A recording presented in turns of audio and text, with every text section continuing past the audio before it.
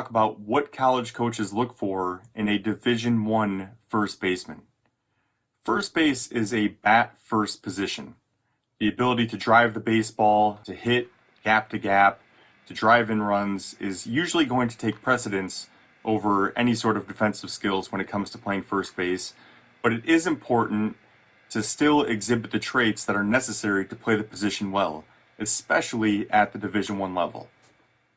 A few things we're going to look for are soft hands, active feet, a lot of the same things that we talk about in the other infield positions, but also feel around the bag. The unique thing about playing first base is there are going to be pickoffs, there's going to be tags up the line, there's going to be different kinds of plays that don't happen at second base or third base, and a first baseman has to have good awareness, good feel for the game, and have an idea of how to work around the bag and make all those different kinds of plays. The feet for, a guy this size look really good. He's working on picking out a good hop. He's working in rhythm with the baseball. And one thing that I can say that I think a lot of college coaches look for is a lot of them do like a left-handed first baseman. We know that you're limited in other positions that you can play, but there are plays, such as the one that I just paused on right there, feeding the shortstop on a double play ball. It's a lot easier to do as a left-handed first baseman, something that is a little bit more challenging because usually you'll have to spin or turn against yourself as a righty. It's not to say that right-hand players can't play first base, but it just tends to be a little bit more smooth on those plays from a left-hander. Same thing holds true on a pickoff. Right? When a pitcher's throwing over, it's a lot easier for that left-handed player to lay a tag down than it is for a righty. So just a few things to keep in mind as we're looking at this positional profile.